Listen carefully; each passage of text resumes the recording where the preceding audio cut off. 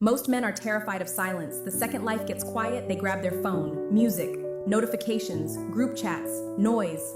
Because silence is dangerous. Silence is a mirror. And most men are terrified of what they will see when they finally look at themselves in the end. I see comments all the time saying, I am moving in silence, I am walking alone, but let us be honest, there is a difference between being lonely because nobody wants you and being alone because you finally realize your peace is worth more than fake company. This video is for the man entering his isolation season. Not because life punished him, because life is preparing him for all the wonderful things that are surely coming his way in the future if he keeps trying.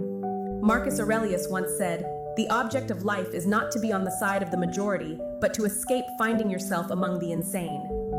Look at your circle carefully. If your friends can spend $200K in a club but disappear when you have a real problem, that is not brotherhood. That is entertainment. Most men never become themselves because they spend their entire lives borrowing personalities from the people around them. They chase the same women, the same trends, the same validation, and slowly they lose their own voice. That is why silence matters. Most men have leaky energy. The second they get a new idea, they announce it. New business, new gym routine, new mindset. It is all talk. And they post it before they've even done the work. Listen carefully. Talking about your goals gives your brain a reward before you've earned it. That is why some men talk like kings but live like spectators. The master of silence moves differently. He builds quietly. When people ask what he's doing, he says, "Nothing much."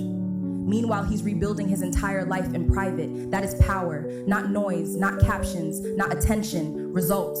Walking alone hurts, it's supposed to, but loneliness and solitude are not the same thing. Use this quiet time to find yourself and grow in the peace of silence. Loneliness says I am incomplete without people. Solitude says I finally met myself. Your growth season is not punishment, but it is preparation. Think about a sword. A sword is not forged at a party. It is forged in fire, pressure, heat, isolation. So if you can't survive a few months alone working on yourself, how are you going to lead a family one day? How are you going to build a business? If you are addicted to constant attention, you become controlled by whoever gives it to you. That is weakness. And deep down, you already know it.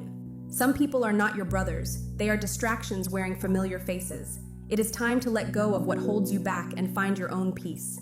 If being around them makes you less disciplined, less focused, less ambitious, distance yourself. Immediately.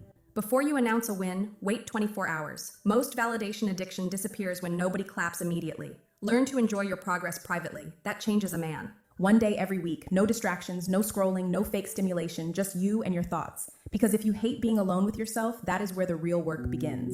You won't stay isolated forever. The goal is not to become cold. The goal is to become unshakable. And when you finally return to the world, you won't be the same man who disappeared. You'll move differently, think differently, carry yourself differently in everything you do now. Because silence built something inside you that noise never could.